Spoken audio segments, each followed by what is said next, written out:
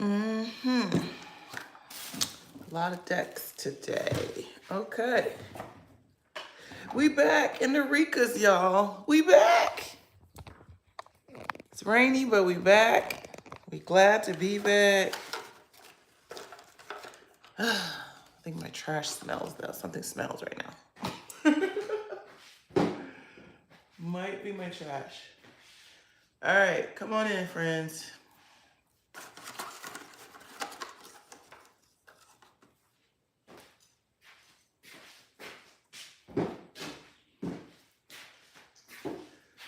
How's everybody doing this morning? So I have to clean my ears while y'all come on in here. Does anybody else? Oh no, I can't use that one. Damn. Do you ever wet it a little bit before you use it? I know if you're a doctor and you don't condone the use of these, don't worry about it. I got it. Oh, all right. Oh, my ears are so filthy. It's disgusting. Y'all really got to wait a second while I get it together.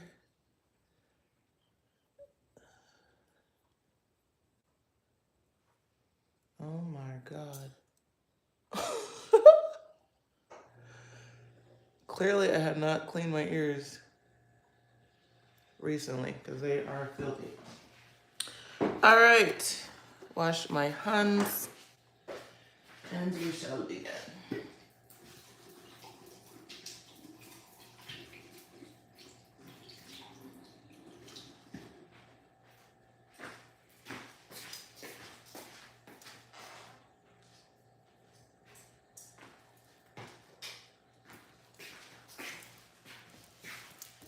All right, good morning. Good morning, good morning, good morning. Come on in, friends. Oh, we need a little bit more light on the subject.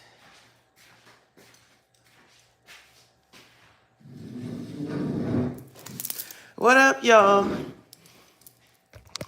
Welcome to the morning message.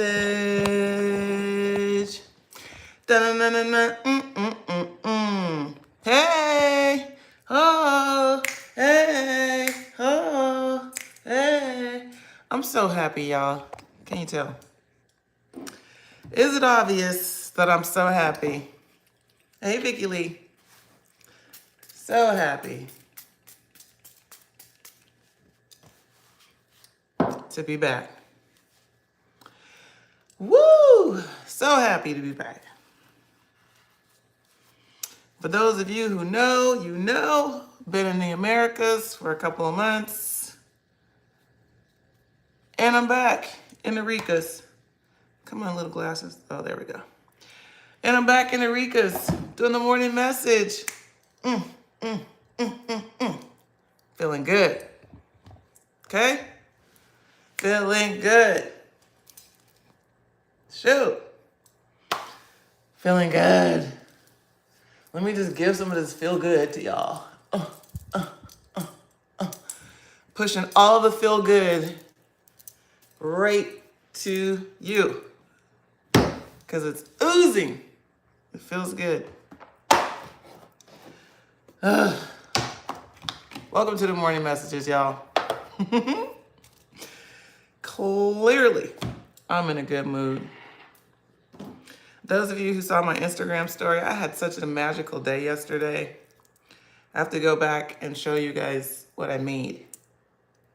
If you saw my story, then you know what I'm talking about. If you don't, then you'll have to go back and watch it. But I made this yesterday, and it just literally came out of nowhere, and it was such a good time to create with another creator. And y'all know I love a good accessory, so to be able to create something that I will actually wear was a good time. And I did a little juggling. I did a little bit of everything yesterday, truly. Excuse me. And that too. All right, but without further ado, let's get into this morning message. Those of you who don't know where you are, my name is Allah-mi Basheer. I am an intuitive self-mastery coach. I'm an intuitive. I teach people, other people, how to master their selves so that they can follow their intuition too. And every Monday, at least, I've been chiming in to do this collective morning message. It used to be 4 or 5 days, 5 days a week. And it probably still will be, but I just need to kind of slow walk it. Y'all got to just be patient with me while I find my little toddler way in my next level of gift giving. Those of you who know about the everydayers, you can probably rest assured that the everydayers will continue to get a morning message. And those of you who want to become a part of the everydayers community, stay tuned. Open access is coming. But I feel like these morning messages are soon to shift under the umbrella of our private community. And not because I don't love y'all on YouTube. I'm still going to show up on Mondays on YouTube. I feel that in my soul. But if you like receiving these messages daily, then you do want to send me a message. Say, everydayers, how I get in? How I get access? And we'll say, nah. We'll send you the WhatsApp link so you can join the WhatsApp chat that we're hosting. Okay, we got lots of cards popping out today. So send me a DM on Instagram. Send me a back call. Sorry, I'm just a little bit distracted because I was shooting for 3 cards and then out popped 4, and it feels resonant for me to keep all 4. So I'm just trying to feel where they go. And I feel like this clarifies that. Okay. So, yeah, to learn more about me, what I do, and how I'll be doing it, go to begreateveryday.com. All right. So, yeah, let's get into the things today. If you're wondering how I channel these messages, quite simply, I am just relying on the first thing that comes to my mind, always. No matter who I read, when I read for them, under what conditions it may happen, that's the first thing that comes to my mind is what I say. Okay. And you may say, is that easy? Yep, it is ultimately, but there's a lot of reasons why we don't just trust the first thing that comes to our mind, right? It may not make sense. It may not feel like it's well stated or articulated well enough. There's all kinds of reasons why we may doubt our own initial instinct, but if you were asking what makes these messages so, quote, special, or me, the person doing it, any more different than the next person, I'm not. Quite honestly, I'm just the one that's brave enough to stand before you and stand in the truth of the knowing. Whew. So let's get into it.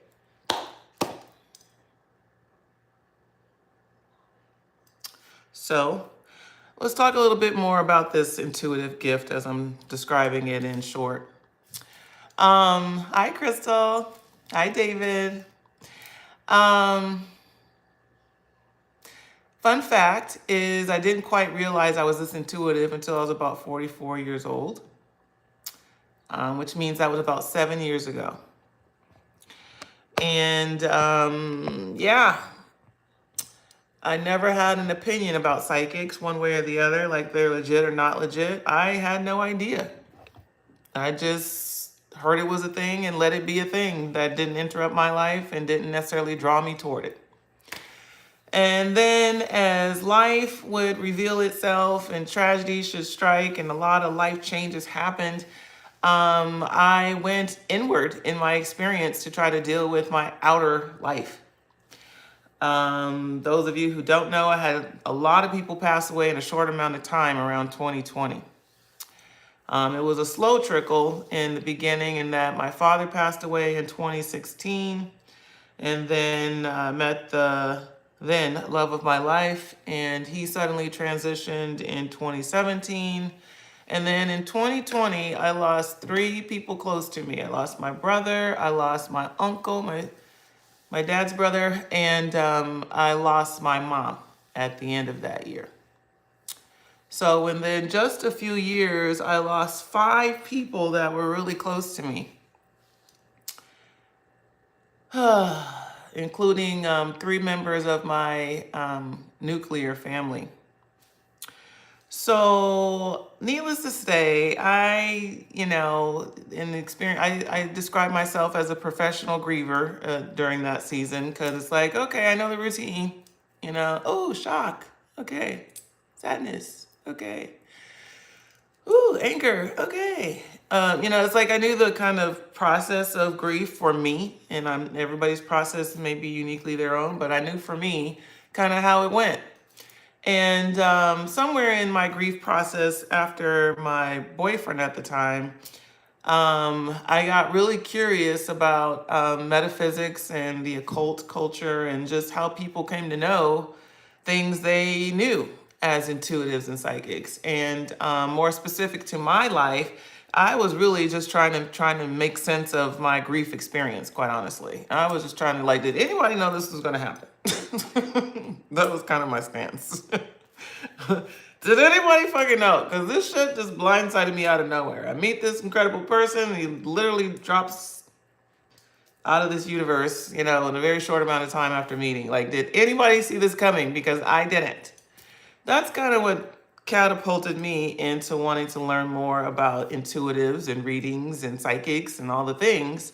And even without any judgment of whether or not it was legit or not, I was just curious. That was kind of the first thing that sparked me down the road is curiosity.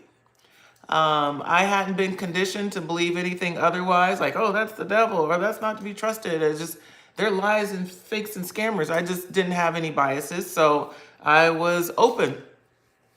And my first psychic reading made me a, quote, believer of the legitimacy of it, because this person was just telling me things that literally nobody could know. I mean, aside from the other person who had already transitioned. So, yeah, that curiosity of wanting to know about that particular situation and the fate of his life and our relationship and all the things is what opened my awareness and my curiosity to wanting to learn more about intuitives. And fast forward about a year and some change, having done some self-study in tarot and just starting to practice, okay, this is for all of you, regardless of anything else you hear, the practice of leaning into my intuition. That's what I was doing with the tarot and oracle cards. I was just practicing, checking on what my first instinct was. That's all it was, literally. It's like just giving myself permission to say or to speak, to connect with what's the first thought that I had when I saw that image or those words on the cards. So again, I was, the big age of 44 years old when I started having these revelations and these epiphanies that I had a knowing that I didn't necessarily knew I had. I didn't rely on it. I didn't tap into it, literally. But yet and still, out of my sheer curiosity and going down the rabbit hole of my own reading and then studying tarot and then unlocking messages for other people, it's like, oh, sure enough, here I am at 45 years old, a full channel for people. And just a short year or so before, you could have never convinced me that this would be my life. As I sit here on the internet doing a live channeled intuitive message from Costa Rica, I just never could have, quote, seen it coming. Because the way it sometimes works is you can't see your own life. You can see other people's perspective. You can see other people's unfolding, but your own life, you're too close to it to see it sometimes. So I'm feeling through this message. What's up, Telly? I'm feeling through this message in real time, and I have a title, but I never know where the conversation's going. I didn't know I'd be starting off talking about being intuitive and telling this part of my story, but here we are. So now that I put myself, yeah, Crystal, too close to it to see it, for sure, and nobody's exempt from that, okay? Nobody is exempt from that. So, and I do have some cards here, but there's a story set up here. So, yeah, at 45, I started channeling messages for strangers. Okay, I had far exceeded my local community, and it's like, of course, I know them, so I didn't want to feel like I was. Is this me thinking about what I know about them, or is this feel like I couldn't discern it well enough in the beginning? So I prefer to read for strangers. I prefer to communicate with strangers because I don't know them, and they're gonna give me legitimate, accurate proof, confirmation of if what I'm saying to them is hitting or not. And lo and behold, the shit was hitting. Those of you who have been with me since the Clubhouse days, you saw this journey unfold right before your eyes, where I was just doing kind of, these are what I call these kind of timid readings, like, I hope it's right. So now I am very much connected to the connection, and I just talk. I don't have to, think about it. There's more of some management of it, of like giving myself permission to go there and sit in somebody's energy versus questioning whether or not what I say is going to be right. I don't have that problem anymore. And I feel like I'm saying all this for you all as well, because for those of you who are trying to tap more into your superpowers and know you have a little bit of magic, but not really sure, and maybe haven't even put yourself in position to confirm it with other people's, right? You know things, and you see how you be right about stuff, and like I do that, like it's all that kind of stuff, but you're not really out here in these streets making decisions from that place of knowing, right? I mean, and that's really the bottom line. It's one thing to know better, and then there's another thing to actually do what you know, even when you don't have like physical evidence of it yet. It's like an instinctive knowing, it's a gut feeling, it's a feeling in your body that you can't quite reconcile through the understanding of your mind. It's like your mind may make sense of it as best as you can, but it doesn't sit right in your body. Drawing that connection takes time and process and practice, okay? And so I feel like I'm here to say to some of you who are trying to figure out if you have the ability, it's like if you have the abilities you think you have. This is not where I thought this conversation was going at all. But we're talking about psychic superpowers today, okay? From confusion to clarity. If you think you might have a little something, it's like this conversation is for you. Okay. I feel like this is about how to get out of your own way so that you can clear the pathway for your knowing. That's what we're talking about today. Okay. So this is not a question of if you have gifts, okay? If you're hearing this message, whether it's live or on the replay, it's like a full confirmation of everything you think already. You think you have some gifts, you do. You do. What you're experiencing in your life, when you're experiencing it, what they're giving me is like what you're experiencing in what I'm hearing, your off time. And that makes me think about dreams, like in your off time, like when you're just daydreaming or when you're sleeping at night and you have images and stories and feelings and scents and smells, all kinds of things come to you in your dreams. It's like you think it's just your dream because your logical mind can't reconcile that. Am I really astro traveling? And I'm here to affirm for you that you are. Okay, what is astral traveling? When you go into a subconscious state of mind, i.e. sleep, and your mind takes you on an adventure, what you might call a dream, okay, what we describe as a dream state. And some of you go into these very elaborate schemes and storylines and timelines, and you can remember the real work or the real feeling or the real essence of the experience when you come back to your conscious mind. And you're like, dang, it felt so real. It's that kind of experience when you transcend your REM sleep state and you go into higher timelines and dimensions. You really are going there, okay? And so you get up after you go to sleep, you get up and then you remember, but then you forget. And then because you can't reconcile why and how and when and who and where and you don't reconcile it. So you don't really let it in as truth of your ability. Okay.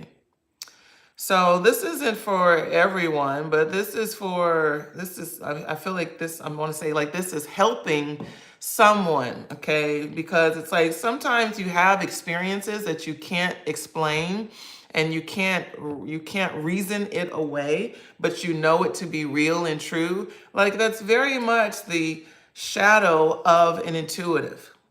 Okay, what I'm hearing is the shadow. It's like you're not looking at it directly as embodying it for yourself, but you see residue that you can't deny. Okay. Some of you have had experiences where you've seen shadows walk across the room and you just knock it off as light, okay, moving, as something else interrupting. It's like some of you have real ability to connect with supernatural experiences and energies, okay? It's like some of you feel touch, you hear sounds, you smell smells. It's like you have all kinds of gifts that you don't let in and honor as your true real life experience just because, again, your logical mind can't make it make sense, okay? So today we're going from confusion to clarity, okay? You may not have felt confused about any of these experiences or any of these, what I'm hearing are false beliefs that you have about these experiences. This may not, quote, keep you up at night, okay? The thought about the experiences may not keep you up at night, okay? But you experience the confusion in different aspects of your lived experience, okay? That's what they're saying. You experience different aspects of this. That's the word I have to focus on. They're showing me the word. I have to see how I can say it. Irreconcilable. Okay. You have irreconcilable differences, okay, subconsciously that keep you guessing, wondering, and deflecting away from your actual spiritual intuitive gifts, okay? So they're giving me an example of irreconcilable differences. Maybe you were raised in a religious context and made to believe that spirituality or relationship with a higher power looks a certain way. Meanwhile, when you meditate, when you ground, when you do breath work or do a sound meditation, you are able to transcend your lived experience into a higher dimension of zen and peace and calm and support and ease that you were taught doesn't go with the doctrine that you're supposed to follow, okay? So it's like meditation can take you into these higher timeline, higher vibrational experiences, but you may have been taught to believe that that is silly or a waste of time, okay? So it's like these irreconcilable differences doesn't mean that you actually can't reconcile them, that you can't reconcile them, but it means that you have to sort through where the confusion lies, okay? Okay, they're playing on wordplay, confusion and lies, okay? Where are the lies creating the confusion, okay? Whew, okay. So that's what we're talking about today, is how do you start to develop more self-trust in your intuitive ability and your supernatural knowing and the natural gifts and the natural gut instinct that you're already aware of. It's like, how do you go from feeling the disconnect from that part of your experience to the lived experience that you bring out to the world, okay? How do I learn to trust myself and stand more in my gut feeling in the face of logic and data and evidence? How do I trust this knowing and go forth with it, okay? When I have these supernatural dreams at nighttime, what do they mean? What am I supposed to do in my lived experience that allows me to learn something new? It's a lot of that, okay? It's like when I smell the scent of my grandmother, what does that mean? What am I supposed to do with that information now? Okay, I know she's there, now what? Okay, it's a lot of that. How do I reconcile these differences, okay? Woo! Are y'all resonating with these messages? I would imagine this isn't something that people just sitting up at night thinking about or sitting with, But they're telling me it's like you all are growing, and you're growing to become more aware of yourself. You're not just sweeping certain things under the rug. Literally, that's what they're showing me. It's like you're not just casting away certain experiences. You're trying to make more sense of, how do you know things, and when can you trust yourself, and what does that image mean, or that symbol mean, or those numbers. Some of you are repeatedly seeing angel numbers, and you're not sure what those things mean, but you can't deny that you keep seeing that same sequence of numbers: 1212, 222, 444, 777, 33. It's like 555, and they like to come in triples, right? Okay, 111, 1111 is a common one. Okay, it's like we can't help but notice that. And they're showing me the number 300. That's an odd number. I don't even know what that means specifically, but they're showing me 300. It's like we see these signs and these symbols, and we can't make sense of what are they trying to teach us, tell us, or show us. And so we deny them. But more of you are starting to wake up, okay?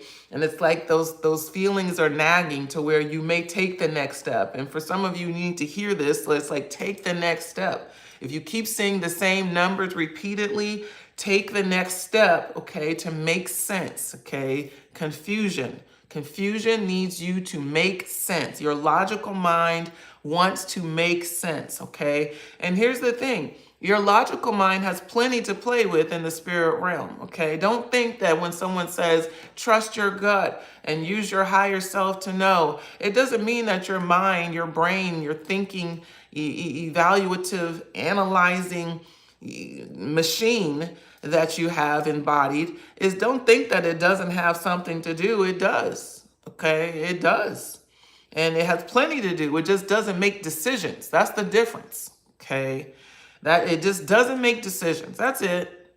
Okay. But if you want to use that thinker to make sense of why do I keep getting this 1212 number? What does that number mean? And how is this playing out in my life? Okay. That's what you use that thinker on. Let it chew on something. Let it throw it back and forth. Let it weigh it out and sort it out for you. Okay. It just doesn't make decisions. That's it. Okay. But today feels like a day that many of you need to give yourself permission to acknowledge that you have spiritual gifts, okay? And you are growing deeper and deeper and higher in said gifts every day, okay? For every day you start trusting more of your gut wisdom, you are growing. For every day that you start paying more attention to your feelings and how they make you feel, okay, not just that you have them, but what do you want to do with them and how do you want to redistribute them? It's like for every time you start paying more and more attention to yourself, you can get more and more clarity, okay? Whew, it's a lot of energy. Paying attention to yourself brings in more clarity, okay? Whew. Okay, so I feel like I need to qualify that a little bit more. Okay, it's not for, okay. So here's an example. Okay, so as an intuitive, as I have worked with these gifts and kind of mastered my ability to tap in a little bit more and a little bit more, here's something that I've done, okay. Whew. Something that I've done is not just paid attention to how many people say, yes, Lami, you're right. That's exactly how I feel. That's exactly what happened. That's exactly what I was thinking. It's not just the confirmations, okay? It's not the outer confirmations. When I say pay attention to how you feel, it's like pay attention to what it feels like to speak from your truth, okay? From your gut instinct. Pay attention to how it feels in your body. Does it feel like angst? Does it feel like ease? Does it just feel like it is what it is? It's like you got to really pay attention to how it feels in your body when you are releasing the words of your intuition. Get to know that feeling, okay? It's like if you're going to buy a deck of oracle cards and you're going to work with the cards to work on your instinctive, recall, you look at the card, you tap into what's the first thing you think about or what's the first thing you feel. It's like after a while, you're going to get away from the mind and like, what am I noticing in my mind? And you'll start noticing it, the feeling, the sense of feeling in your body. Okay. It's a process. Okay. Of trusting yourself, it's a process of self-discovery. The first thing you're gonna want to do is pay attention to what is in your mind, what are you noticing, what are you thinking, what are the images, what are the pictures. But in your body, there's another sensation that is accompanying it. It's feeling like calm, it's feeling like ease, it's feeling like grounded, it's feeling certain. But you can't get to all of those notions necessarily all at the same time. So again, if you want to learn how to build more self-trust and following your intuition, it is very much about following the feeling inside you. Okay. It's like how you know what truth is and any other thing. Like, no, that feels like right. That's the same kind of feeling you're going to develop when it comes to just following your intuition and speaking the truth of that voice.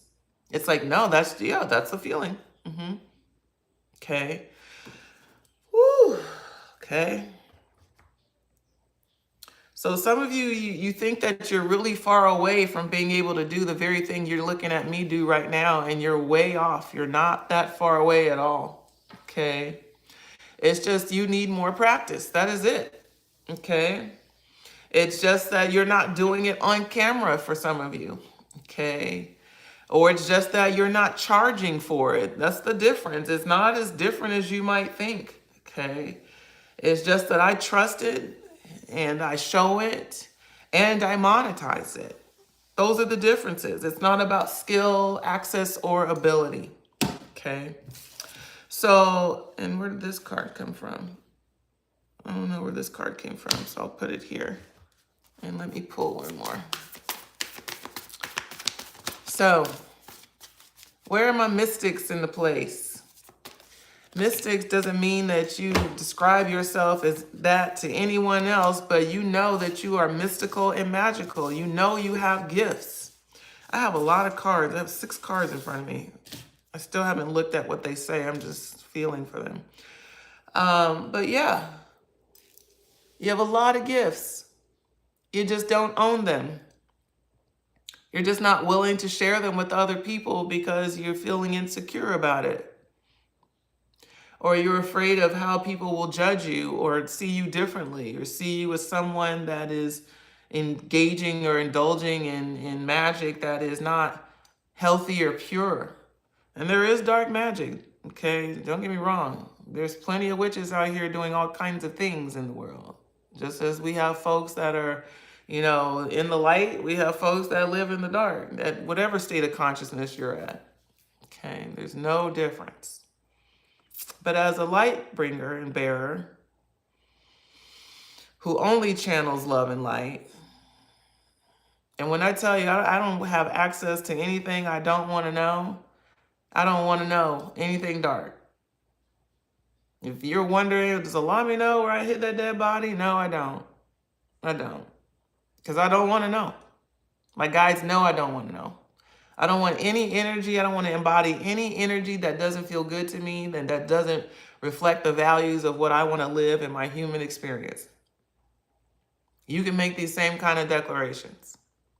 Okay. So I don't know. If you're wondering, no, I don't know.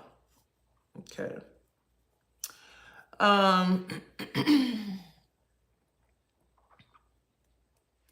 Let's get in these cards. All right.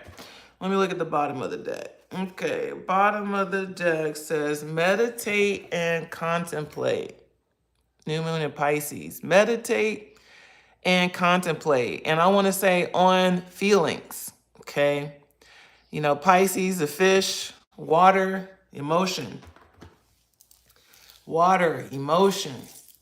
Meditate and contemplate. Like sit in the energy of your feelings. Which I know is a big roadblock for some of you. Okay, some of you have a hard time taming your feelings well enough to sit grounded in any particular time and space to really go inward. Okay, it's like you're hyped, anxious, amped, always moving, doing something here, there, everywhere. So to really sit in a full state of stillness and embodiment is a fucking chore for some of y'all. Okay, and trust me, I know. I've been there. I've been there. You say you're going to meditate for like 5 minutes and, 30 seconds in, you're like, okay, looking at the clock. Is this shit over yet? Because 30 seconds feels like a long time when you're still. Let's play with it for a second. We're not going to do 30 seconds, but let's do 10. Starting now.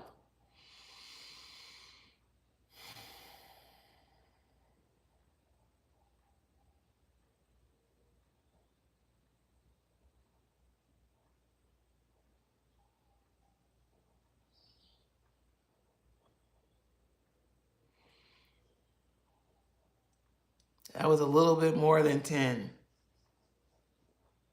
For some of you, you need 10 just to stop squiggling around and moving and all antsy and finding your comfort space in your seat. For some of you, 10 seconds is what it takes for you to really feel like you can close your eyes in your environment and trust that you're safe. And that's okay.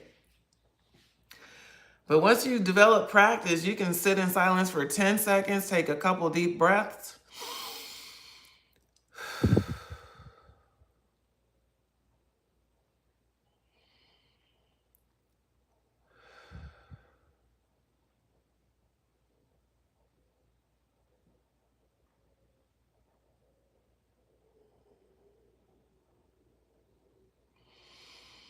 And in just that short amount of time, you can become so much more aware of so many things happening in your environment.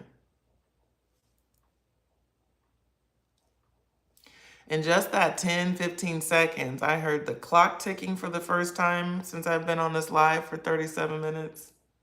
I heard a howler monkey. You guys have to hear a howler monkey if you've never heard one. They sound like dinosaurs. I hear a howler monkey in the background. I can hear my earrings jingling. It's like all these new sounds that I didn't even notice that were there. All this intelligence that I didn't even notice that was there. All of a sudden I became privy to.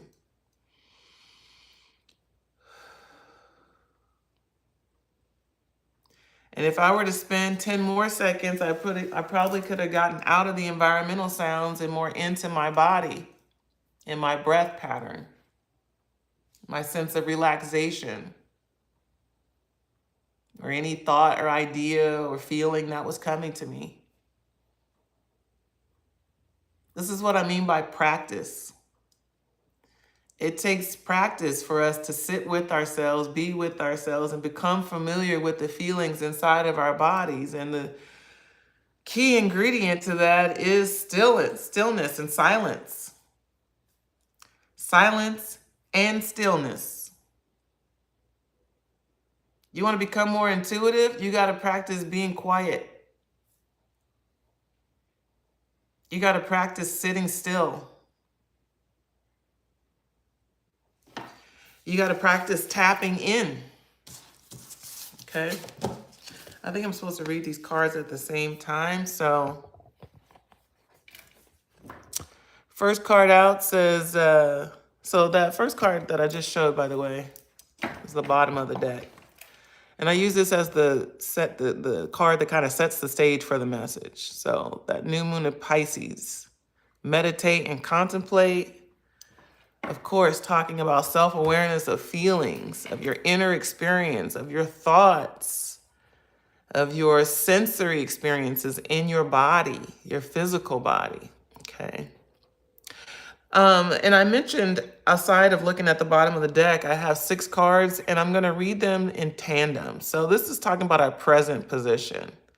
So believe in the impossible, and then the answers you need are coming. I feel like these messages together really do embody or exemplify what it means to be intuitive. It's like, to be intuitive is to trust and believe in a bunch of shit you don't have physical evidence of yet, okay?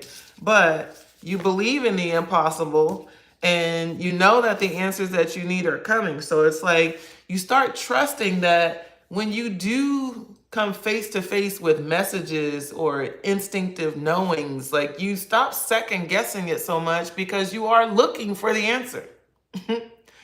Like when you start to live more intuitively, you naturally are embodying this thought that when I just lean into this, whatever this feeling is or whatever this instinct is, I'm supposed to be having it. It's trying to tell me something.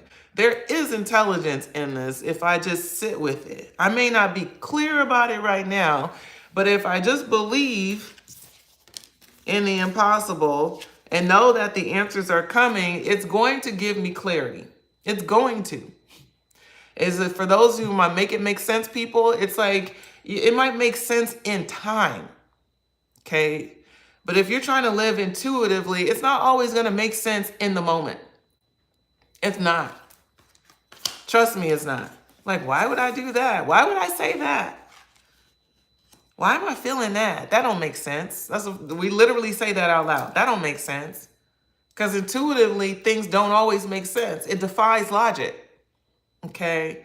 And so to be okay with not having the clarity in the moment, knowing that it comes in time, the answers you need are coming, okay?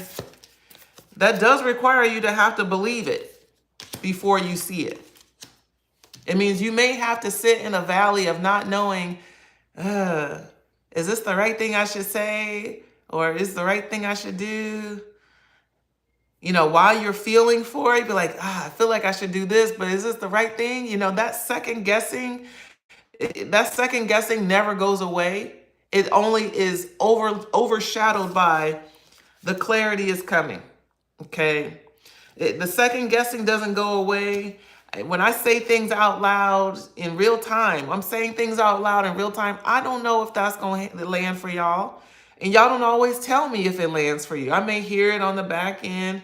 You know, I had somebody give me a compliment today about something that I never knew impacted them. And I was like, oh, okay, that's nice to know. I don't always get the confirmation on the front end.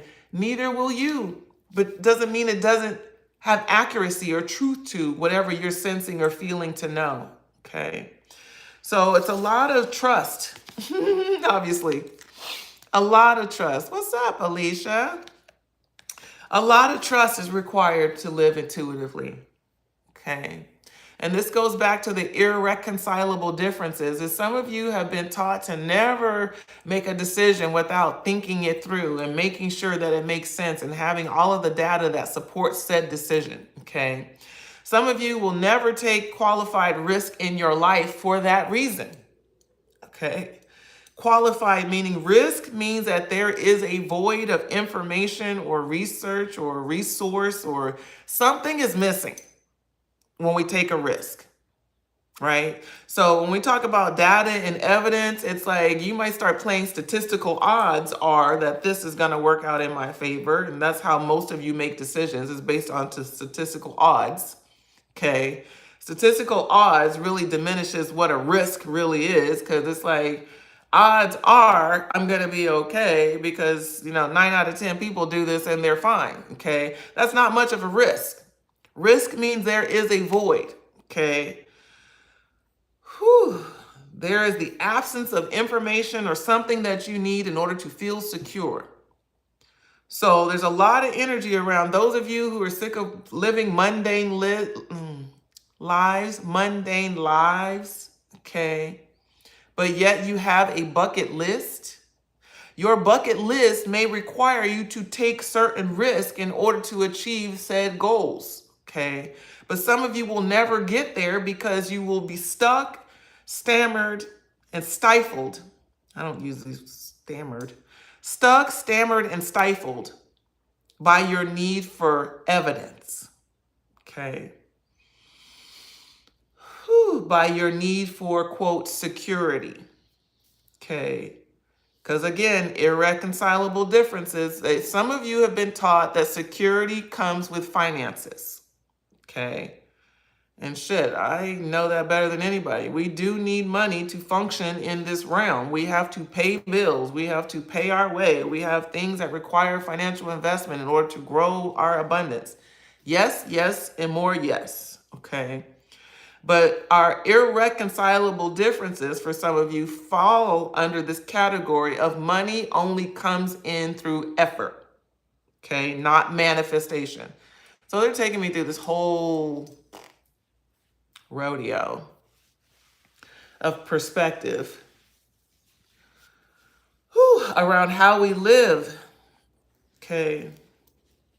and how we are easily able to stay stuck in confusion just based on our belief system around how clarity comes. Okay. Many of you are taught to be clear first and then do the thing. Okay. It's like see it before you believe it. Okay. As opposed to believe it and then see it.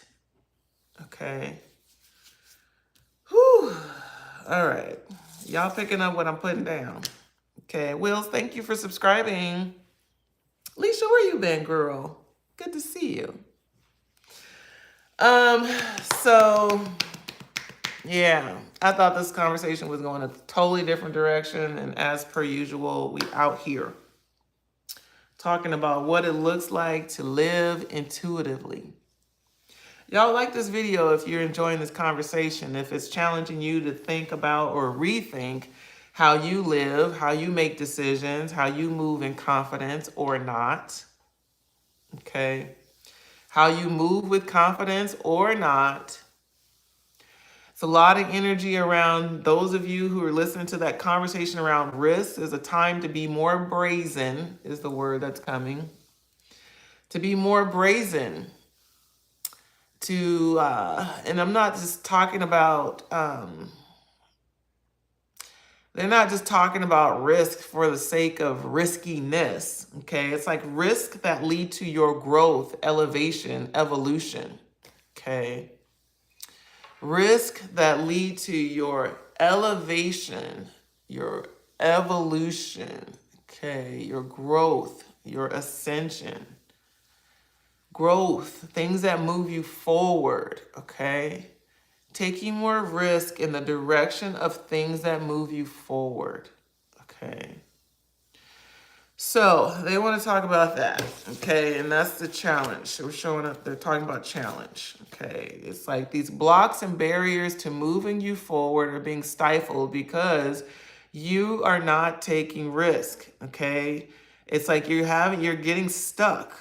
They want to talk about being stuck, okay?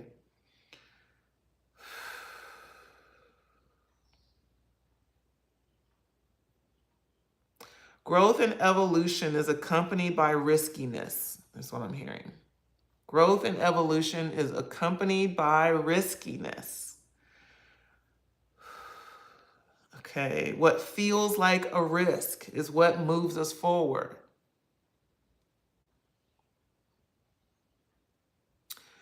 For those of you who feel like you are confused about what to do next, you're not confused, you're just afraid to take risk. And you're afraid to take risk because you don't trust yourself.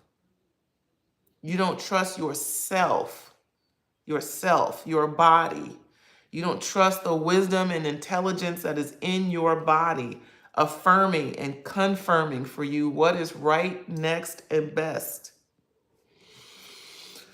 Woo! Okay.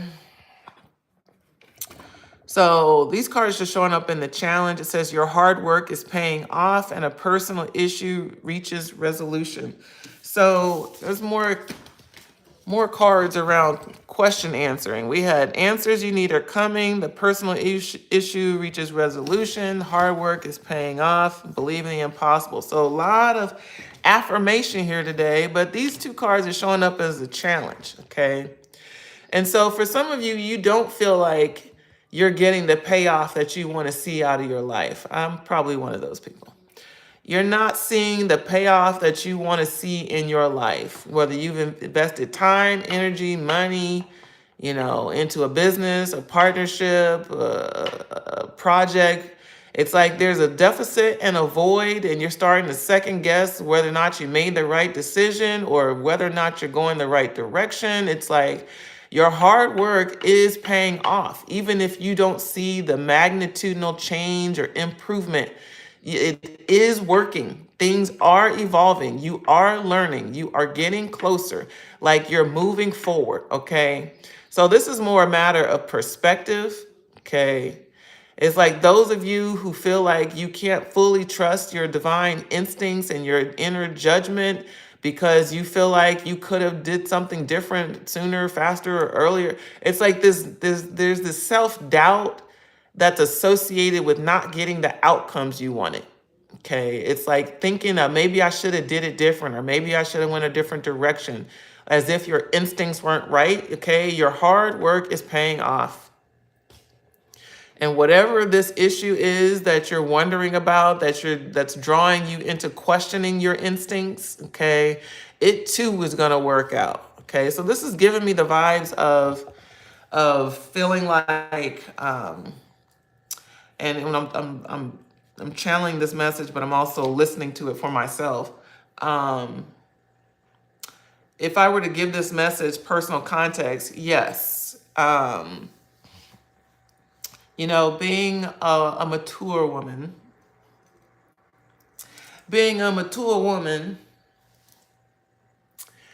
I sometimes do challenge myself on my life path. I don't own anything. That's not true. I own a car. I still have a car in the States. But I don't own a home. I don't own any real estate. I don't have any assets of significant value. And I live a nomad lifestyle. And for all intents and purposes, we are all taught that at a certain age, you, quote, need to have your shit together, whatever that means to you. For all intents and purposes, for me, my shit is definitely together. But I would be lying if I said that I don't have human moments of reflection like, girl, you should have ... Okay. Enter all of the external associations and expectations that others may have of my life and lifestyle. I, quote, should have other things going on. But by my own regard and definition, my life is amazing. Seriously. It is one big magical carpet ride that I don't want to get off. I'm here by choice, not circumstance. So, but with that said, I still have great ambitions beyond what I'm experiencing right now. And there are moments where I'm like, if I had gone a different direction or done a different thing or gone against my intuition and done something else, I may be able to see different results or faster progress or increased financial abundance. I may be able to do some other shit if I wasn't trying to go about this the intuitive way and follow blindly where I'm being led to go and how I'm being led to do it. It's like if I were not as elevated in my spiritual relationship, I would be out here in survival mode, trying to hustle to create and using sheer brute force and effort to make things happen, stressing myself out and making myself sick and wearing my body down. I could do all of that. I could. And there are times when I question whether I should. Because is all of the things that I'm doing, is it even paying off in the direction of how I hoped it would or think it could? So I too be needing these reminders. Our hard work is paying off. For those who feel like we're in a season of sacrifice, that is coming to a pass. A personal issue reaches resolution. All is well that will end well. It's like we're not out in the valley in the void as deep as we may think we are just because we're not getting the outcomes we want immediately. We're not as bad off as we think we are. We're not as far away as we project ourselves to be. It's like things can happen literally in a moment's notice, and then all of a sudden we're in a whole different timeline that we don't even want to get off in an instant. So it's okay to get tired. Okay, it's okay to get tired. When you're living a purpose-driven life, you will get tired. And just because you get tired doesn't mean that's time to quit. It may mean it's time to rest or pause. It may mean it's time to pivot in a different direction, but it doesn't mean it's time to quit necessarily. As they say, it gets darkest before dawn. Things become the most challenging before the breakthrough. Have you ever been working on something for so long and you've been putting so much effort and energy into it, and it never quite feels like it's quite right or it's quite finished? And you're like, dang, I'm never going to get through this. It's never going to be over. I'm never going to get over this. And then right when you say that, boom, over the hurdle. So sometimes situations come to test us, to press us, to see how faithful, how loyal, how true, how committed, how much we want it. All of those things come into pass. We will be second guessing. Should I even be doing this? Why am I even doing this? Is this even aligned for me? And usually with those kinds of things, as soon as you try to put it down, as soon as you try to walk away, as soon as you say you're done, you're not doing no more, it calls you right back to it again. It gives you one little glimmer of hope to show you that you're on the right path. And you're like, shit, okay, yeah, I am doing this right. I'm on the right track. Okay, fuck, okay, I'll just keep going. That's how it's supposed to. Motivate you, inspire you, keep you moving forward. All right, last two cards. What do these say? Like the video if you're enjoying the message. I appreciate you. And for those who want to buy me a cup of coffee, Cash App details are in the link, are in the bio. Thank you. All right, this card says you're very close to achieving your goal. Look at all this shit, you guys. These cards are definitely giving all the same energies, okay? Definitely. Trying to get the other two. You're very close to achieving your goal. Your dreams need a practical plan, okay? As we're talking about, a personal issue reaches resolution, hard work is paying off. Like, I mean, you would think that every card in this deck like this is super duper affirming just based off the series of messages here. And they are affirming, but these are very, very, very close messages, okay? You're close to achieving a goal. This one's talking about needing a practical plan. I'm going to come back to that in just a second. Personal issue reaches resolution. Your hard work is paying off. Believe the impossible. And then we've got the answers you need are coming. So we've got these four cards right here basically saying the same kind of message. You're close. Don't stop. You're close. Don't stop. You're close. Don't stop. Okay? You're close. Don't stop. So what we want to emphasize here, believing in the impossible and your dreams need a practical plan. But dare I remind you, okay, before you all start getting out your pen and your paper and your calendars and all the things, okay, believe in the impossible and the practical plan has to come through the download. So you have to meditate. You do need to contemplate and evaluate what you want out of life, but in order to bring it in, you've got to meditate. You've got to ground yourself. You've got to go inside yourself and sit in stillness and silence so that you can get the practical plan. The plan does not come from your mind. Your mind can do the work of contemplation, which is evaluation, but the decisions need to come from your body, okay? And for some of you, your dream state is bringing in pathway for you to be able to take and make decisions. Your dreams are unfolding literally right before your under eyes.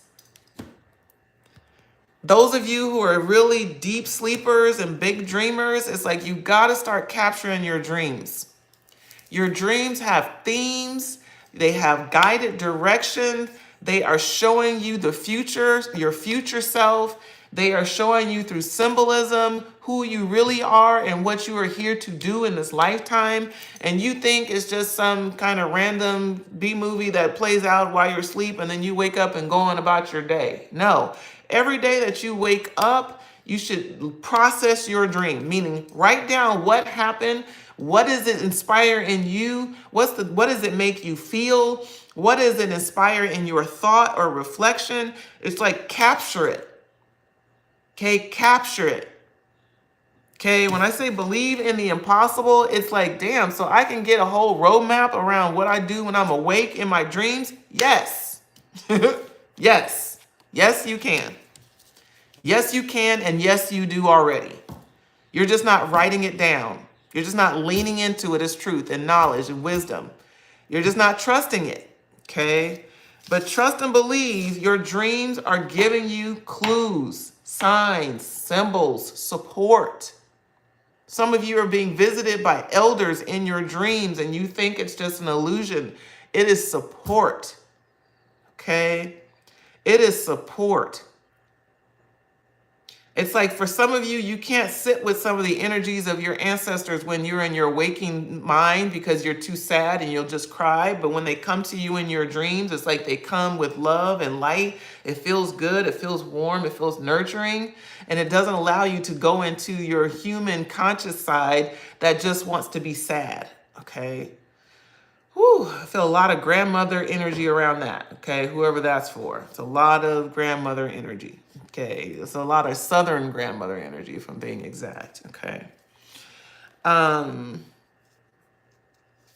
Your dreams need a practical plan. I know some of you all see the word practical and you think that's permission for your mind to kick it in gear. Okay. Practical meaning it's something that needs to be done in form. Okay, not in the mind. Okay, it needs to be done in form. It's done in form. It's conceived through the mind and body. Okay, when you dream, your mind is showing you telepictures of processes and procedures and places and people. Okay, all the P's. Okay. Whew. Okay, it's like when you are in your dream state, your unconscious state, and dream state doesn't just mean sleep. Meditation takes us to a dream state if we allow it, if we allow our bodies just to rest and relax and release into the moment. Okay, you will transcend this physical environment and in your mind's eye go to different timelines. Okay, it's a lot of energy around downloading your plan.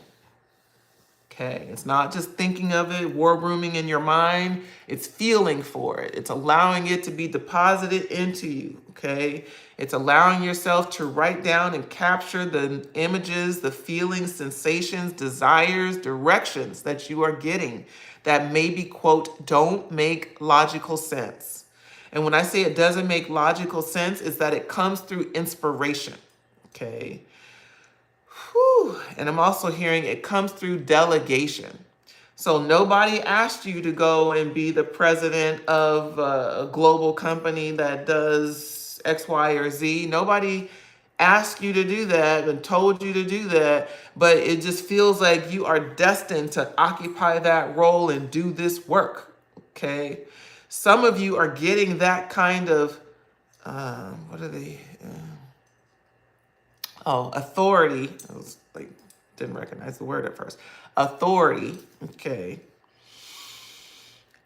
Some of you are being gifted, is the word I'm hearing, with that kind of authority in your dreams. You see yourself as the queen of this or king of that and the shepherd of this, that, or the other in your dreaming state. And then you come back to your conscious state and you play small.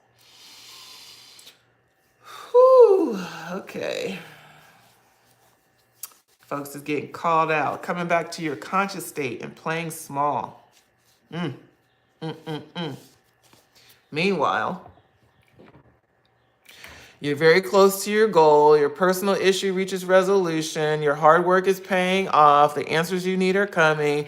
Everything that is required for said vision or said manifestation is already accompanied in it and is coming in.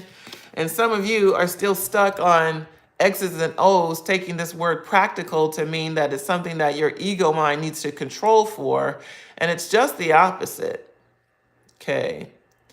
The practical plan is just the opposite. I know it's confusing because we think practical means that something that needs to make sense and be easy to do. Practical is going to come to you as a download. Okay. It is going to come to you as a download. It's something you need to sit with, marinate in, okay? Allow to come in, okay? Whew. And you're like, well, my instinct is going to account for all the logistics and all the I's that need to be dotted and T's to be crossed? Yes, it will. It will give you A to Z how to run it out, how to run it up. Okay, and the last card, believe in the impossible. Okay. Whew. So I can trust my intuition to give me a whole downloaded roadmap to what to do in this next season of my life. Yes. Yes. That's going to take me from being confused about it to being more clear. Yes. Believe in the impossible. Meditate and contemplate. Okay. And trust that the answers you need are coming. The resolution is near. The hard work is paying off. Okay? Whew. It's all inherent. It's all enclosed in the vision. All enclosed in the project, in the purpose. Everything you need is embodied. Okay. You mean I don't have to figure it out? No, you don't. You gotta stop getting in the way of it. You gotta stop blocking it. You gotta stop doubting it. You gotta stop being so afraid to trust it. Whew.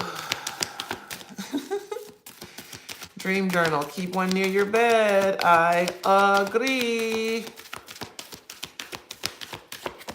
Hey, Becca. Okay. I got a couple more cards. And they're all orange. Look at that. Orange.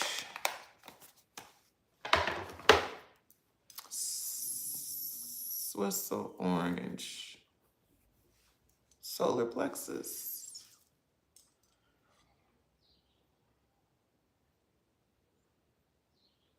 Blanking. You're showing me orange. What does orange represent in the chakras? I can't remember. I can't remember. My brain is confusing human design centers with the chakras right now. All right. Card says grief.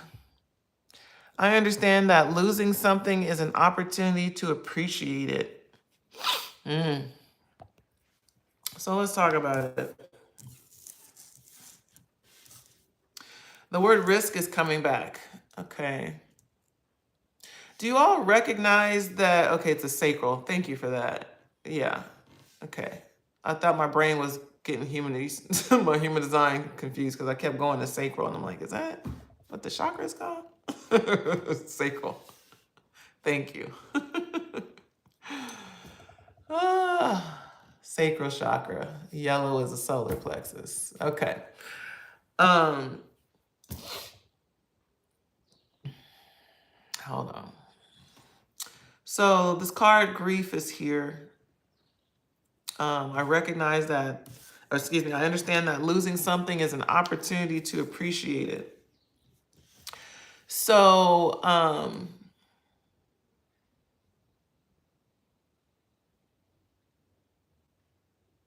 if you guys are anything like me, when you, oh, thank you so much, Donna. I'm glad you're listening in. Thank you for joining us, girl. I'm pretty subdued today. I'm just talking. I usually be dancing and singing and doing something stupid, but I'm just chilling. Thank you for being here. My lips are really dry though, so hold on. Maybe this is that moment, Donna. Hold on.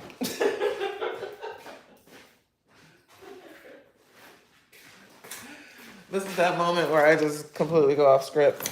Okay. There's no script here. My lips is dry though. So,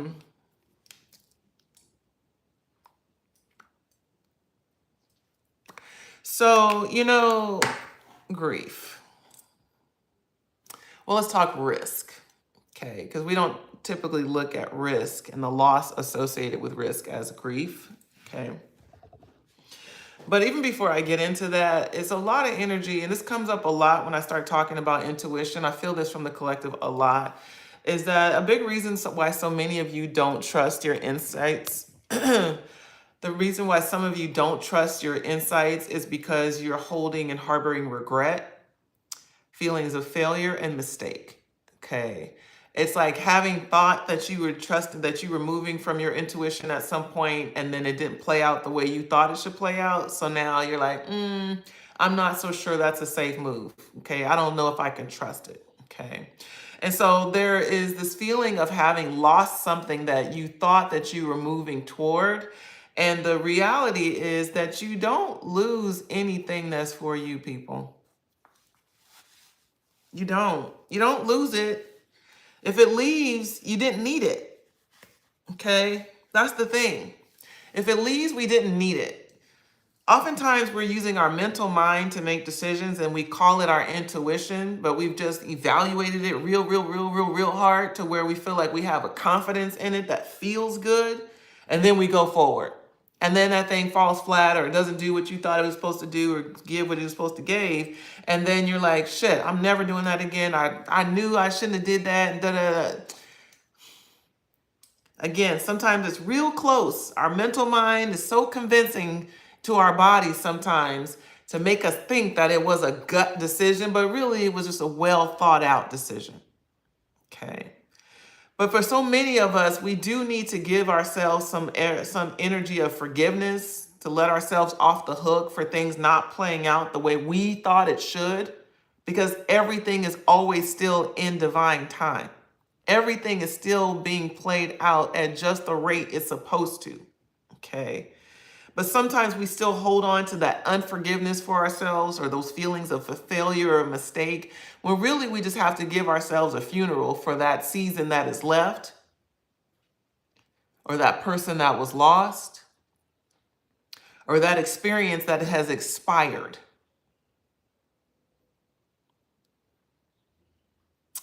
This is a big reason why so many of us feel confused, is because we feel like we coulda, shoulda, and woulda done something else, when really we just need to accept that we are now in a different season and to let that one pass on. Like, lay it to bed. But grief doesn't have to be about sadness. It can be about appreciation. Just because one door closes and another one opens doesn't mean I have to forever be sad that that door closed. I can appreciate that that door was ever open, that I got the experience, that I was the chosen one that had the chance to do or be or say or whatever the thing was. You got to be a part of it. It doesn't mean you were wrong. It doesn't mean you failed because that's how it played out. It doesn't mean that you're unworthy of an improved experience or a more desirous experience just because that other thing didn't go as you thought it should. So there's a lot of energy around the part of you that doesn't trust yourself, that doubts yourself, and that still holds yourself hostage to some other experience that you feel like you could have did it different. It's like, let that shit go. It's blocking your ability to hear yourself today, to trust the wisdom you have now. It's blocking your ability to make manifest more aspects of the lived experience you really want, because you're too afraid to take risk. You're still holding on to those other decisions that you made that you felt you could have did different, as opposed to thanking that season for what it brought to you and all the joy it bring. Thank you so much for holding me, for honoring me, for taking me through it, to doing all the things. And now I'm in a new season to reach new levels. I don't have to be regretful that that didn't play out for a lifetime. I can appreciate it for what it was and move on. Okay. It's a lot of energy around that. Appreciating the past for what it was and moving on. So many of you are not confused about the state of your current affairs. You're just unwilling to accept the truth. You're unwilling to accept the clarity you do have. You're unwilling to be brazen and bold and step forward in what's calling you forward. Instead, you say, stay comfortably in confusion. And I'm hearing the word comfortably as if it's an excuse.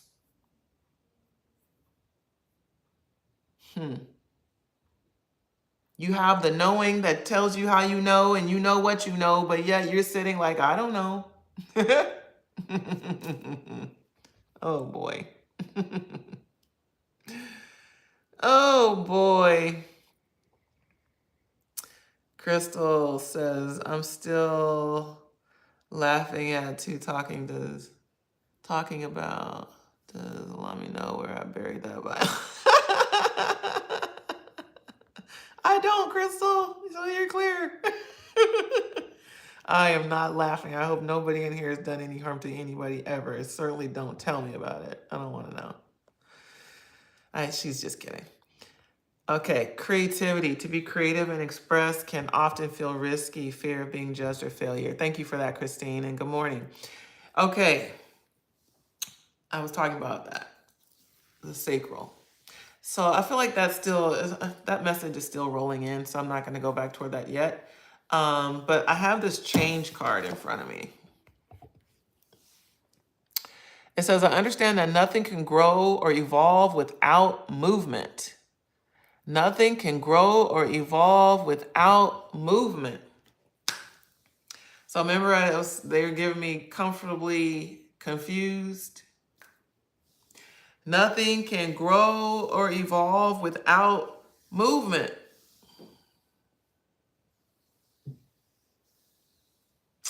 So, this conversation around self-sabotage comes up a lot. Nothing can grow or evolve without movement. Change. So, we'll talk about this on a macro level first, and then we'll bring it down to the more day-to-day. So we understand that in a general sense, right? In order for something to change, something has to change, right? Okay, boom. And then on the micro, and the day-to-day, change can be hard.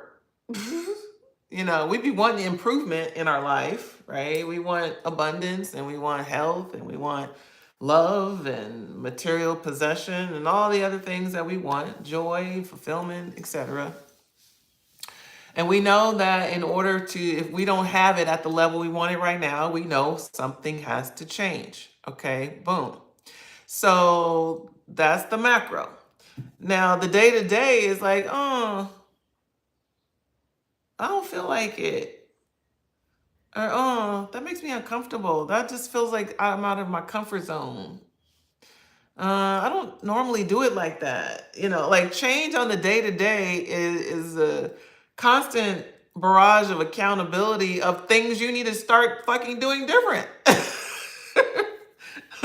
So in the general sense, it's like, yes, I want more. I want to live. I want to love. I want to, And then on the day-to-day, it's like, okay, well, you got to start trusting people. You got to be vulnerable. You got to speak up. You got to take a risk. You got to create a vision. I mean, it's like all kinds of things that you need to do different in your day-to-day that be way more harder than just dreaming of change, right? So when I talk about comfortably confused, it's not you're confused for genuine, I don't know what to do sake. It's like you're confused because you're unwilling to hold yourself accountable to the small micro steps that it takes to actually create change. So you'd rather say, I'm confused about the change I need to make, as opposed to saying, I need to do better and I'm going to. And this is how. These are the actual changes that I'm going to make in real time right now. Okay. It's like, and it's not because y'all don't know what changes need to be made. You know it's time to end this relationship. You know it's time to start this business. You know it's time to save your money. You know it's time to create a boundary with your family. You know it's time to move. You know it's time to do X, Y, and fucking Z. But because you just want to be happier, big, macro change. I just want things to be different. But you don't want to do the actual work of creating the difference. Like,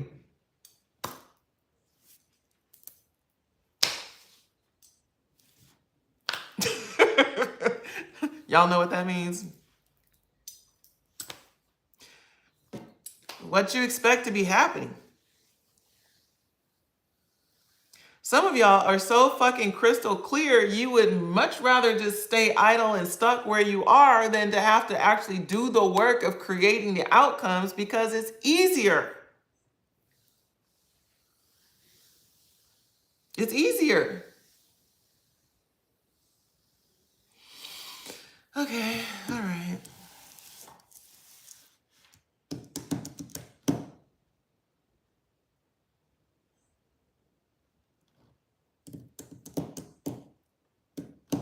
I'm remembering a story from yesterday. So to know me is to know that I really do follow my intuition. Like I really do. Even when I don't want to, and even when I don't feel like it, even when it's inconvenient, even when it's scary. I mean, I really do. And yesterday, I don't know where this story is going, but I have to feel like I'm supposed to tell it. So yesterday I was, I just got back into town. I had to go get my bike fixed. And this is before that. And so, y'all know I'm out of shape. I've been in the States. I done gained a good 15 extra pounds. I am completely out of my fitness regimen. I need to build up my stamina in all of the ways possible. And I left here walking my bikes to the bike shop and got probably half a mile away from the house to then, actually, no. What happened was I left the gate and then I started feeling like I should have wore my other pair of shoes. I wore some flip-flops and I started feeling like I should have had on my mountain sandals, is what I call them, my hiking sandals. And so I'm walking because I'm tired and I got to walk my bike and it's hot and I'm feeling like I just want to go and get done and be done. But I keep feeling this nagging experience around my shoes and like I need to go back and get my other shoes. And I knew I needed to get them before I even walked too far away, but I just could not shake the feeling. I'm like, okay, Spirit, is it really gonna be that bad if I just wear these? Like, I don't know, it's gonna. So then I get back home to look for the shoes that I wanted to wear. Cannot find these fucking shoes. And I had on the shoes earlier that day. So I'm walking around the house. The house is all of this big, so it doesn't take long for me to walk around the house to see that I can't find these shoes anywhere. And I'm like, damn, what the fuck did I do with these shoes? I wore these shoes earlier. I just came home. Where the fuck are my shoes? So then I sit with a little second longer, like, Allah-mi, you're losing your goddamn mind because you can't find these shoes that you literally wore today. So you know you brought them to Costa Rica. You didn't leave them in the States. Anyways. I left the shoes at the pool. I don't know how long it would have taken me to remember that on any other day if I just left and then came back. But I came back, it forced me to find my shoes that I left at the pool. I was very grateful because like, damn, somebody could have took my shoes and, probably only be the maintenance people or somebody that, but still, somebody could have took my shoes and that these are my best pair of shoes that I got here, da da da da. So why do I tell this story? Okay, one, because it is a moment of accountability to the intuition yet again. I couldn't, quote, make sense of why it was so pressing for me to go and get these shoes. My flip-flops were just fine. I'm just going to go and come back, blah, blah, blah, blah, blah, blah, blah. But it brought me back to discover that I actually had misplaced my shoes and that if I want to keep my shit, to go get them so I can have them. So I was really grateful that I did come back. I had no foresight to know why it was so pressing and urgent. I was very irritated at the moment and just real put off by the fact that I was being called to come back to look for these damn shoes. And for a moment, I wanted to pretend like literally, this is the mental game I was playing before I turned around to come back. So I'm walking, I'm like, okay, I'm negotiating with my higher self. Like, okay, if I don't go back for these shoes, what's the worst that could happen? Like, okay, am I gonna need these shoes? Because I'm gonna be riding my bike and have to jump off my bike and need to have a flat surface. And like, I'm going through all of the negotiations, like, I'm confused about this is not even a discussion. Like, it's go get your fucking shoes. This is not a discussion. Go get your shoes. But I tried to act like, it could be something else. And it's not really what I think it is. I don't really have to go back. I don't know about y'all. These are the games I play with myself where I'm trying to deny the clarity that I know I had, which is go get these fucking shoes. I know I had this clarity, but I'm trying to negotiate and play mental gymnastics and make it something else. And many of us do this. We have very clear knowing of what the call to action is, but we start playing other kinds of mental games and, discoveries and trying to make it something that is not. Okay. And then try to act like we were confused about whether or not we were supposed to do said thing. Now, if I didn't come back and my shoes end up missing, I would just probably never know where they went to because I would never remember they were at the pool. I just thought, they were gone forever. They disappeared. But my point being, okay, sometimes we do try to kid ourselves about the clarity that we have about a thing. Simply because we don't want to reroute, we don't want to change or shift momentum, we don't want to do it different, we don't feel like it, we don't want to, we don't, whatever the thing is. Okay, but we can't deny the clarity. Okay, so I feel like this message is really about what I'm hearing is self-care clarity. Okay, self-care clarity, clarity around your self-care. Whew. And I'm thinking shoes aren't really considered self-care, but I guess it is. It's like when we have clarity around our self-care, things that affect our self-care, I'm hearing don't play. Okay. Don't play when it comes to clarity around your self-care. I don't care what it is. If you're like, oh, I need to drink some water, but I'll be right back. I'll drink the water when I get back. No, drink the water now. Okay. Okay, if it's like, you feel like you should go to bed early because you got X, Y, or Z the next day that's going to take a lot out of you, then it's like go to bed early because you know the next day. It's like really honoring our self-care clarity when it comes to helping people. It's like if somebody's asking you to do something, you're already tired, you don't want to, so like honor it, okay? Don't try to act like you didn't understand the assignment. Your body is saying, no, it's done. And you're trying to act like you're confused about that. And now you want to listen to what somebody else is asking of you and make that a priority. No, okay? So it's a lot of energy around honoring your self-care clarity. Wait, what are we laughing at? We kikiing, what are we laughing at? Allah-mi doesn't, but Vic does. I don't know what that means. Basheer, hi, honey. Hello, hello.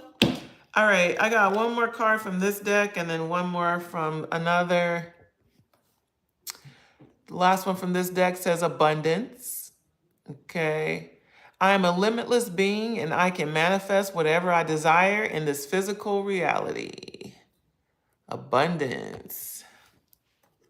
I am a limitless being and I can manifest whatever I desire in this physical reality. Okay. So now they're giving me this sacral thing. And this card is actually not even orange. Well, I guess it's kind of orange. It looks more red to me than the other ones. But they want to talk about the sacral now on this red card. Okay. So, the red chakra is the root, right? Root chakra is all about stability and groundedness, practicality,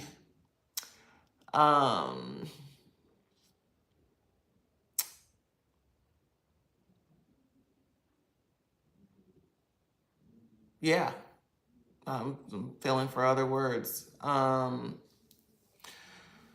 Yeah, but they want to talk about this abundance energy from the standpoint of the sacral. Okay, so the root is about stability, security, environmental safety. The sacral is about inner safety. So root, outer safety, sacral, inner safety. Okay. The sacral is that primal part of us that knows how to keep ourselves safe.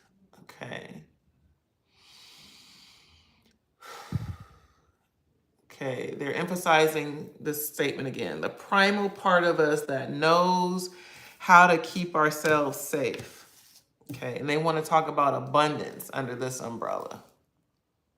Okay.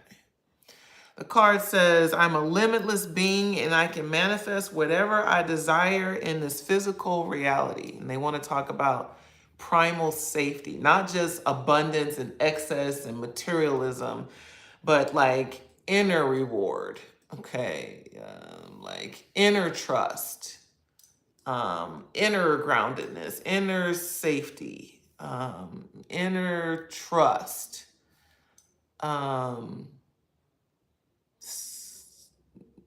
yeah, inner trust. So I'm hearing so many of us don't recognize ourselves as abundance, okay, as abundant beings, as having what we need on the inside to feel safe and secure, having what we need on the inside to manifest outcomes and results. We don't trust that we have everything we need on the inside, okay? That sacral part of us is not just our life force, it is the force that creates life, okay? It's like the part of us that creates, that produces, that can magnify. It's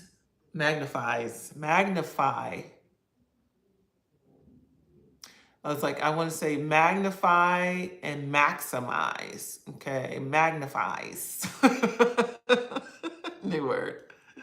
To magnify and maximize our inner resolve, our inner sense of self. This is the energy of having everything we need on the inside, okay? To protect ourselves, to guide ourselves, to support ourselves, to produce, to create. It's like we've got everything we need to bring about abundance. It's not just that we have abundance around us, outside of us. It's the inner resolve to create the abundance. So many of you feel confused about whether or not you got the juice. It's not a question of whether or not you got it. It's how do you access it? How do you trust yourself with it? How do you magnify it and maximize it? Okay?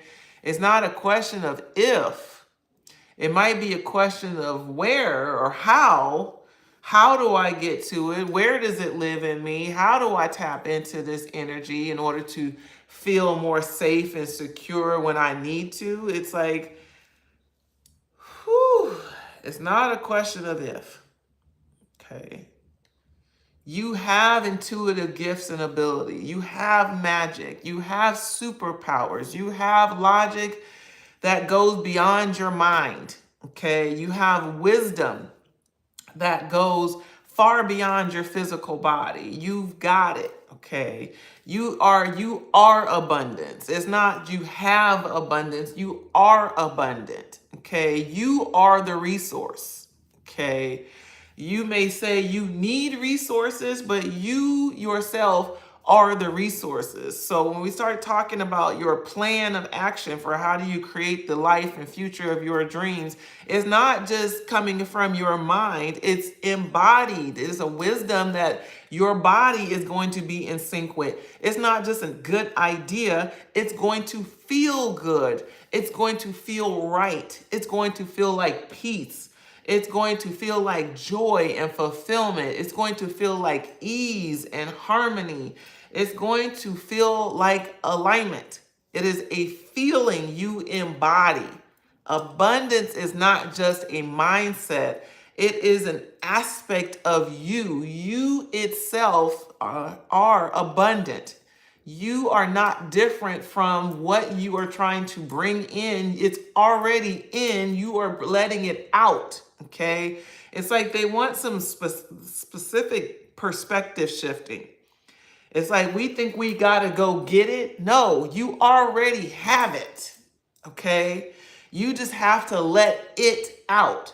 So whether it is the desire or a embodied plan that you are downloading, not wrecking your mind to figure it out, but you just let it be what you already know and you say it out loud. You already know, okay? Yeah, I'm sorry to be yelling, but it's like they want me to, like, you already know. You already know what to do. You already know who you are. You already know what you're here to create. You already know. You already know. You already know. Okay? Shit. It's not if it's there, it is there. You may need help getting to it. This is why coaches exist. This is why therapists and other kinds of healers exist.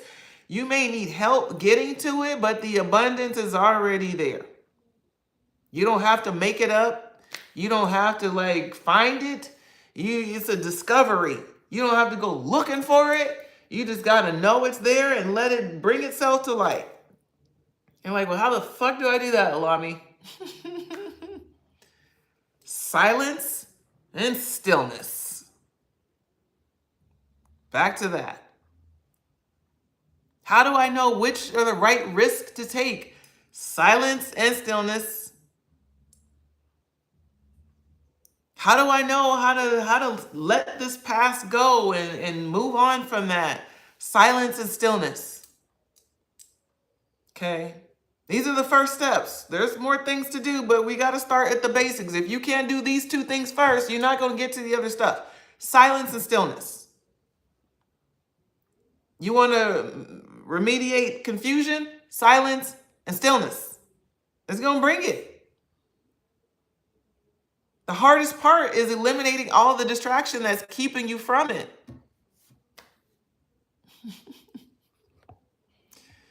The biggest distraction is on the other side of your eyelids. When you close your eyes and go inward and sit with yourself and be with yourself, the certainty that you will gain is clarity.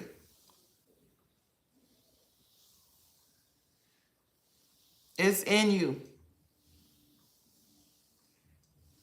If you're feeling like you're in a state of confusion about what to do about any one particular thing in your life, specifically if you work with me as a coach or as an intuitive reader for you, I am going to be turning you back to yourself. This is why you don't see that my rates are like your average reader. It's because I'm not your average reader. I am a coach. I help you uncover your wisdom and repurpose it right back into your life.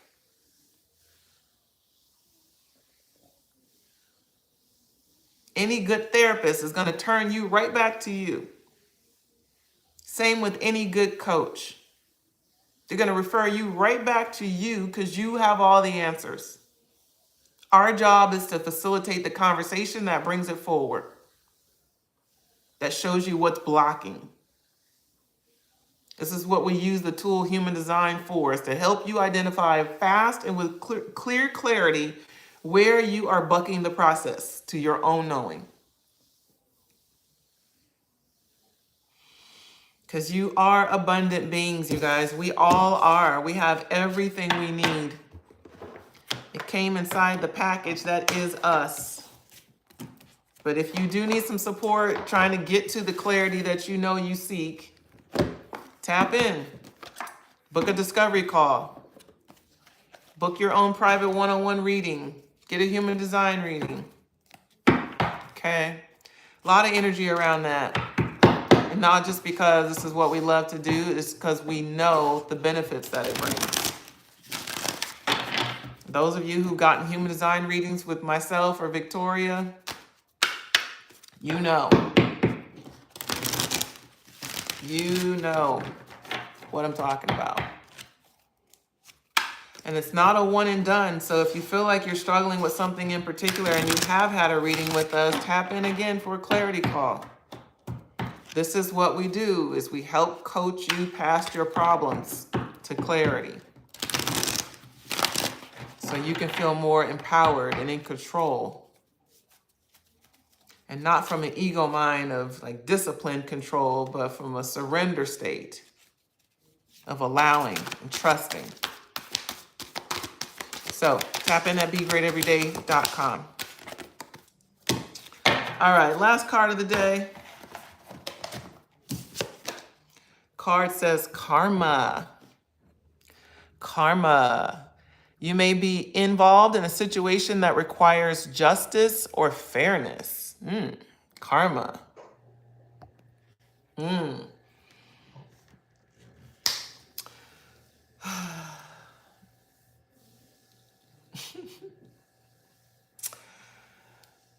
don't know why, but karma seems like it was a word that was popular when I was growing up. Like people talked about karma.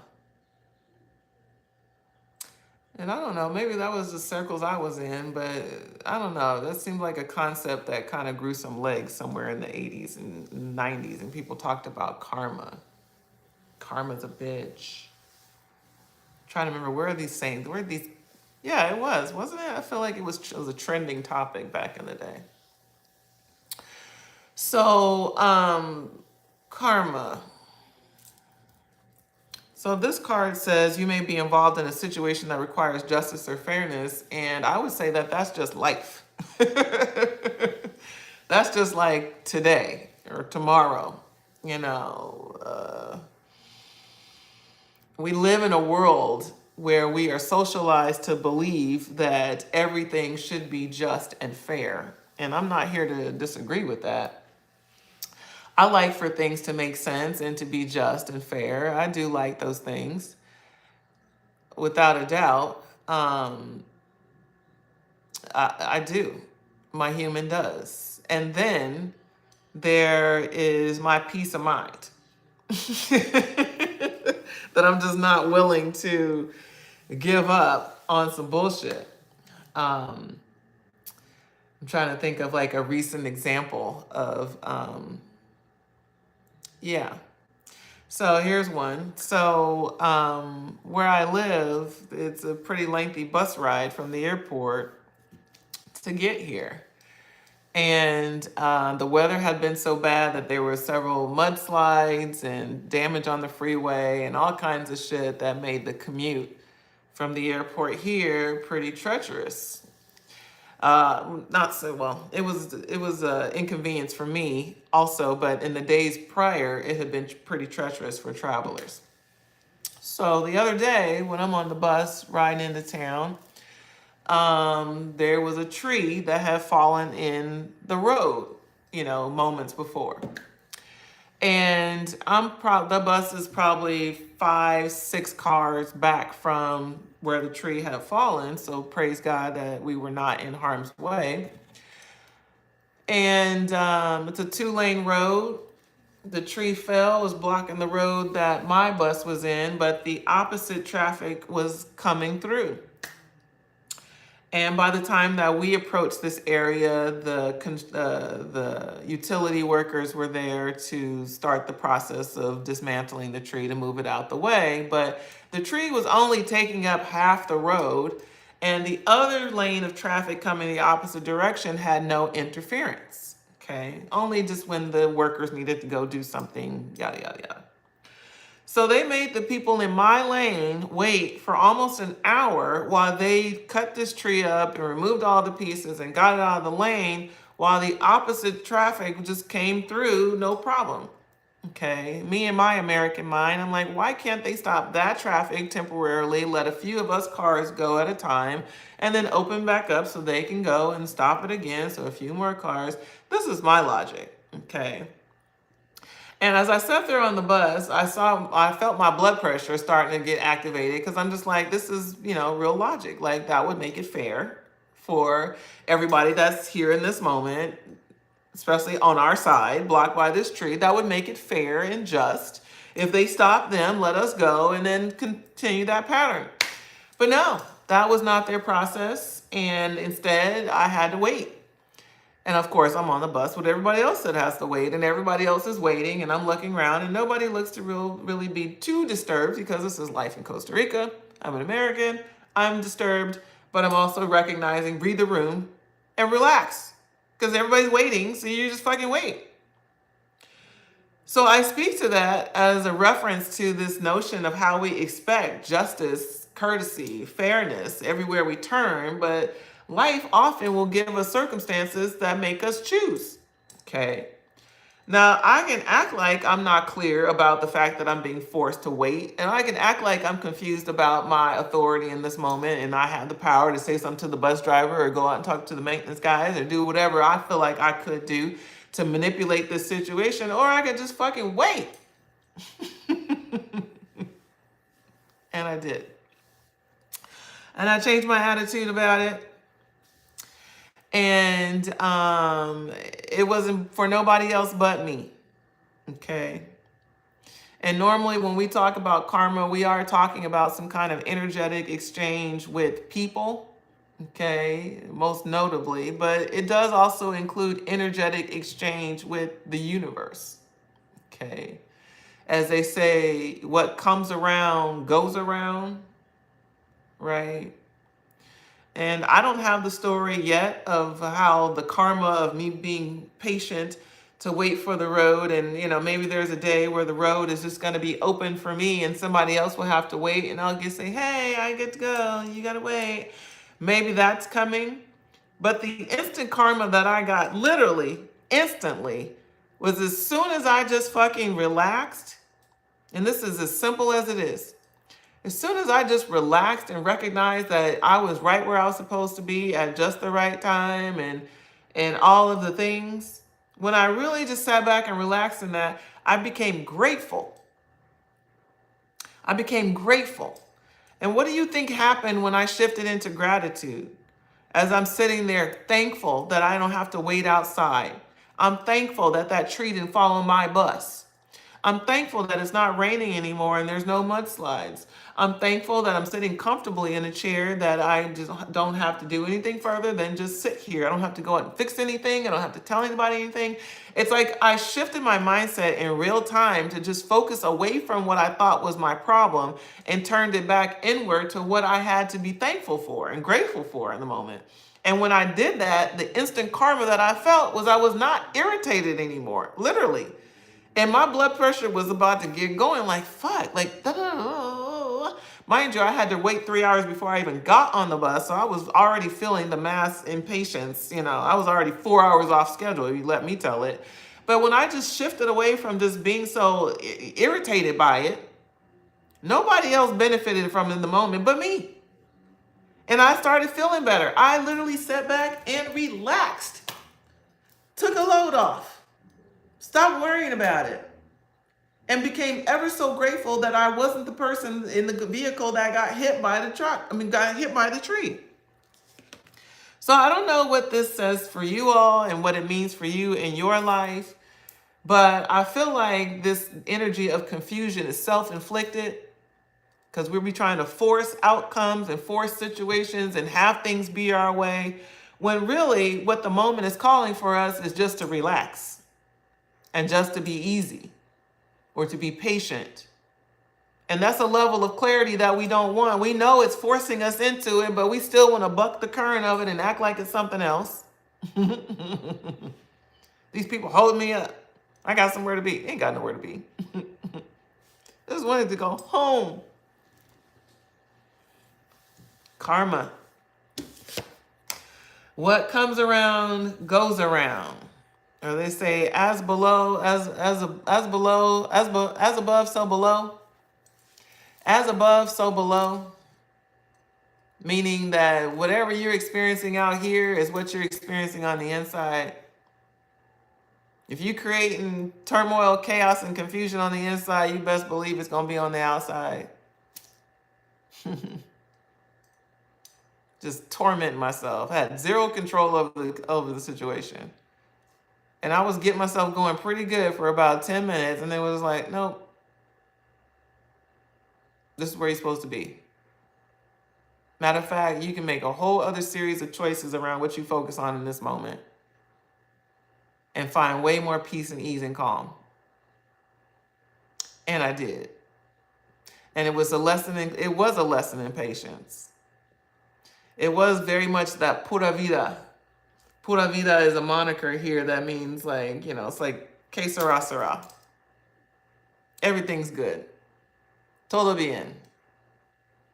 Pure life. It's like it's pura vida. Brought me right back to center. I was like, okay, I'm back in pura vida. Like, ain't nobody tripping. People are the most patient ever here. They really are. People are so freaking patient here. You can always tell who the foreigners are, because there'll be like 17 people in the line at the grocery store, and everybody in the line is just waiting. They don't look irritated. They don't look displeased or unhappy. They just wait. They're not making a fuss. In the States, if we got more than 3 people in the line, we call the manager. We need a manager pronto. Because I got things to do and people to see and places to go. Ho-hum. Anyway, I love America. I do. And I love this Pura Vida lifestyle just the same. Certainly. All right. I think I'm done here. Y'all had a good time? My phone's about to die. Y'all like the video before y'all get up out of here. I'd appreciate that. For anybody who wants to book a private personal message, of course, go to begreateveryday.com. We'll see if I'm out in these streets tomorrow. Y'all check your notifications. I'm just giving myself some grace and space to just kind of ease back into my flow. Okay. Ease back into it. I feel like, I'll keep giving you guys the alerts around. There's some changes coming on the horizon with the morning messages, and as they are made available, I will let you know. So right now I'm kind of day to day this week. I'll let you know. I'll post the topics. If you wake up and see a topic, that means I'm having a conversation. Okay. All right. Love y'all so much. Y'all go have a great day. Go touch some grass, drink some water. If there's some sunshine your way, go out and be in it. Say your prayer for somebody who needs it. Give thanks for some opportunity or provision that you can acknowledge for yourself. Say hi to a stranger. And hold the door for somebody. Be nice. I love y'all. I'll see y'all soon. Y'all have a great day. No matter what. Peace.